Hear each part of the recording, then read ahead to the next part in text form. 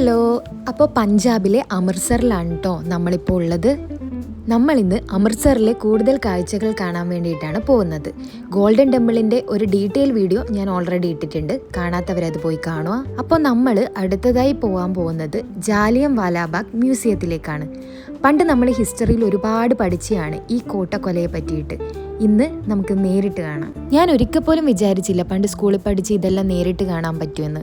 ഈ ഒരു ഇടവഴിയിലൂടെയാണ് മ്യൂസിയത്തിലേക്ക് പോകേണ്ടത്. എൻട്രി ഫീയും കാര്യങ്ങളൊന്നുമില്ല, സിംപ്ലി നടന്നു പോകാൻ പറ്റുന്നേ ഉള്ളൂ. നടക്കുമ്പോൾ നമുക്ക് സൈഡിലെല്ലാം ഇതിൻ്റെ ഓരോ കാര്യങ്ങൾ കാണാൻ വേണ്ടി പറ്റും. സുവർണ ക്ഷേത്രത്തിനടുത്ത് സ്ഥിതി ചെയ്യുന്ന സ്മാരകവും ഉദ്യാനവുമാണ് ഈ ജാലിയൻ വാലാബാഗ്. 1919 ഏപ്രിൽ 13 നടന്ന ജാലിയൻ വാലാബാഗ് കൂട്ടക്കൊലയിൽ മരിച്ചവരുടെയും പരിക്കേറ്റവരുടെയും സ്മരണയ്ക്കായി ഇന്നും ഇത് സംരക്ഷിച്ചു വരുന്നു. ജാലിയൻ വാലാബാഗ് അറിയാത്തവർക്കായി അല്ലെങ്കിൽ മറന്നുപോയവർക്കായി ഞാനൊരു ഷോർട്ടാക്കി പറഞ്ഞുതരാം. പഞ്ചാബിലെ കാർഷികോത്സവമായ വൈശാലി ദിനത്തിൽ ബ്രിട്ടീഷുകാർ കൊണ്ടുവന്ന റൗലറ്റ് എന്ന കരിനിയമത്തിനെതിരെ ഒരു കൂട്ടം ആൾക്കാർ ഇവിടെ ഒത്തുകൂടി.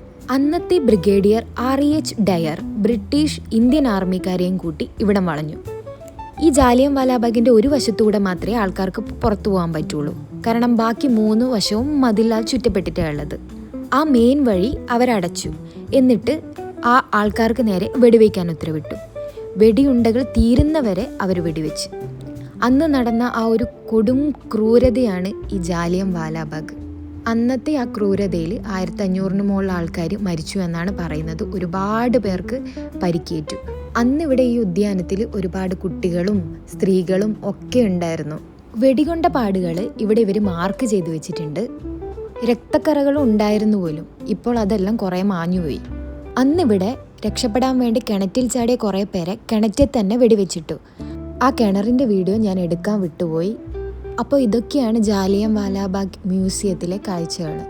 പിന്നെ നമ്മൾ അതിൻ്റെ അടുത്ത് തന്നെയുള്ള സ്ട്രീറ്റ്സിലെ കുറച്ച് ഷോപ്സിലും കാര്യങ്ങളെല്ലാം കയറി ചപ്പലും അങ്ങനെ കുറച്ച് സാധനങ്ങളെല്ലാം വാങ്ങി. അത്യാവശ്യം കുഴപ്പമില്ല, കുറച്ച് ചീപ്പായിരുന്നു സാധനങ്ങൾ. പിന്നെ ഭയങ്കര ചൂടായതുകൊണ്ട് നല്ല ദാഹമായിരുന്നു. ഒരു ഷോപ്പ് കയറി ലസ്സി വാങ്ങി കുടിച്ചു. നല്ല രസമായിരുന്നു ആ ലസ്സി. പിന്നെ നമ്മൾ റൂമിൽ പോയി ഡ്രസ്സും ചേഞ്ച് ചെയ്ത് നേരെ പോയത് വാഗ ബോർഡറിലേക്കാണ്. എൻ്റെ കുറേ നാളത്തെ ഒരു ആഗ്രഹമായിരുന്നു ഈ ടുക്ക് കയറണം എന്നുള്ളത്. അത് ഇന്ന് നടന്നു. അങ്ങനെ റിക്ഷയിൽ കയറിയിട്ട് നമ്മൾ നേരെ പോയത് അമൃത്സറിൻ്റെ മെയിൻ ബസ് സ്റ്റാൻഡിൻ്റെ അടുത്തേക്കാണ്. ഗോൾഡൻ ടെമ്പിളിൽ നിന്ന് 3 കിലോമീറ്റർ മാത്രമേ ഉള്ളൂ ഈ ബസ് സ്റ്റാൻഡിലേക്ക്.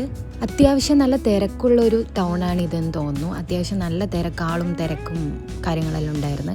പിന്നെ നമ്മൾ ബസ് ഓൾറെഡി ബുക്ക് ചെയ്തിട്ടുണ്ടായിരുന്നു പഞ്ചാബ് ഗവൺമെൻറ്റിൻ്റെ തന്നെ അട്ടാരി ബോർഡറിലേക്ക്. അപ്പോൾ നമ്മൾ അതിൽ കയറി പോവാണ്. ഡബിൾ ഡെക്കർ AC ബസ്സായിരുന്നു. നമ്മൾ ആദ്യം താഴെയാണ് ഇരുന്നത്. പോകുമ്പം നല്ല സർവീസായിരുന്നു ഈ ബസ്സിൻ്റെത്. അങ്ങനെ നമ്മുടെ ബസ് സ്റ്റാർട്ട് ചെയ്തു. അത്യാവശ്യം കുറച്ച് ദൂരം ഉണ്ടായിരുന്നു ഈ ബസ് സ്റ്റാൻഡിൽ നിന്ന് വാഗ ബോർഡർ വരെ.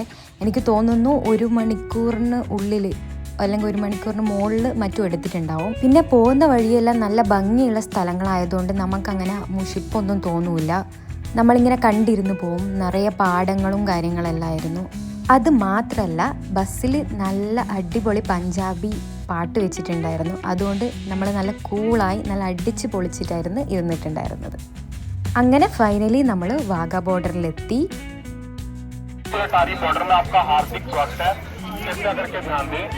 അവിടെ എത്തിയ ഉടനെ ഞാൻ കയറി ഇന്ത്യൻ്റെ ഫ്ലാഗ് മുഖത്ത് വരച്ചിട്ടുണ്ടായിരുന്നു. അതിൻ്റെ വീഡിയോ എടുക്കാൻ വിട്ടുപോയി.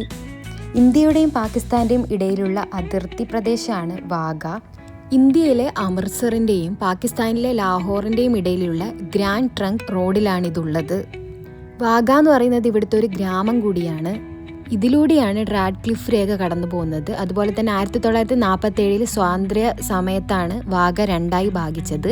ഇന്ന് കിഴക്കൻ വാഗ ഇന്ത്യയുടെയും പടിഞ്ഞാറൻ വാഗ പാകിസ്ഥാൻ്റെയാണ്. ഏഷ്യയിലെ ബെർലിൻ മതിൽ എന്ന് വിളിക്കപ്പെടുന്ന വാഗ അതിർത്തിയിൽ എല്ലാ ദിവസവും പതാക താഴ്ത്തൽ ചടങ്ങ് നടന്നു വരുന്നു.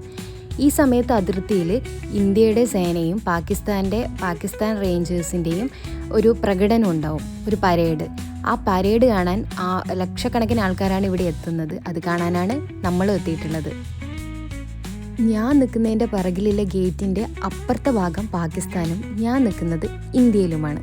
നമ്മളൊരു സ്ഥലം കാണാൻ പോകുന്ന സമയത്ത് നമ്മൾ ജസ്റ്റ് അത് കാണുക മാത്രമല്ല, നമുക്ക് ഒരുപാട് കാര്യങ്ങൾ ആ സ്ഥലത്തെക്കുറിച്ചും മറ്റും നമുക്ക് പഠിക്കാൻ വേണ്ടി പറ്റും. നമുക്ക് ഈ വാഗ ബോർഡറിനെ കുറിച്ചെല്ലാം ഈ സോഷ്യൽ സയൻസ് പഠിച്ച് കേട്ട അറിവ് മാത്രമല്ലേ ഉള്ളൂ. അത് നേരിട്ട് കാണുമ്പം നമുക്കുണ്ടാകുന്ന ഒരു സന്തോഷമുണ്ട്, അത് വളരെ വലുതാണ്. എല്ലാ ദിവസവും വൈകുന്നേരം 2 ഗേറ്റും തുറന്നതിന് ശേഷം പതാക ഇറക്കുന്ന ചടങ്ങുണ്ട്. അതിനെയാണ് വാഗ അതിർത്തിയിലെ ബീറ്റിംഗ് റിട്രീറ്റ് അഥവാ വാഗ ബോർഡർ സെറിമണി എന്ന് വിളിക്കുന്നത്. ഇത് വൈകുന്നേരം 4:30 സ്റ്റാർട്ട് ചെയ്യുന്നത്.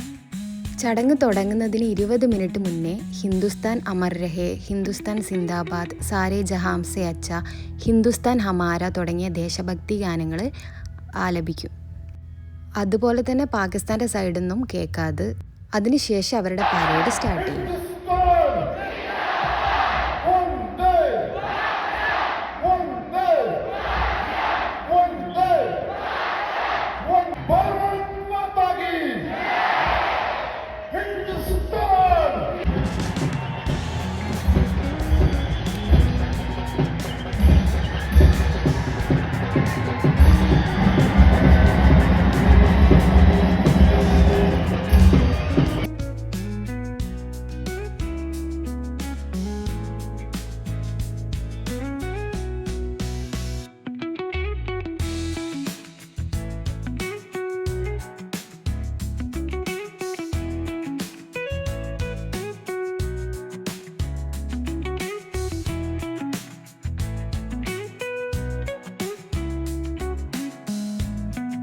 ലാസ്റ്റ് അവരവരുടെ പതാകകളെല്ലാം ഇറക്കി ഭദ്രമാക്കി മടക്കി ആദരപൂർവ്വം അവരവരുടെ സ്ഥലങ്ങളിലേക്ക് പോകും. അപ്പോൾ എന്നിട്ട് നമ്മൾ ഈ പരേഡെല്ലാം കഴിഞ്ഞതിന് ശേഷം പിന്നെ പുറത്ത് വന്നപ്പോഴാണ് അതിനുള്ളിൽ എത്രത്തോളം ആൾക്കാരുണ്ടായിരുന്നതെന്ന് മനസ്സിലായത്. കാരണം പുറത്തിറങ്ങാൻ അത്യാവശ്യം നല്ല തിരക്കായിരുന്നു. ഇതാ കണ്ടില്ലേ.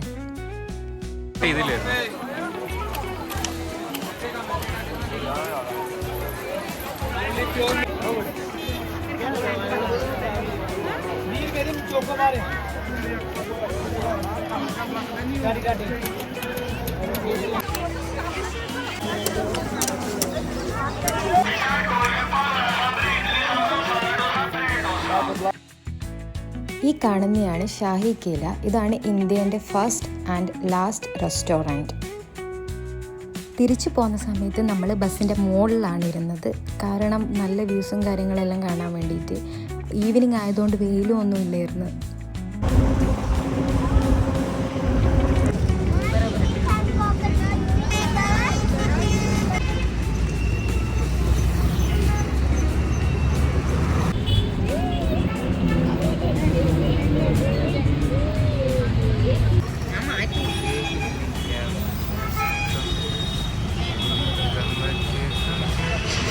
പൊളിയല്ലേ.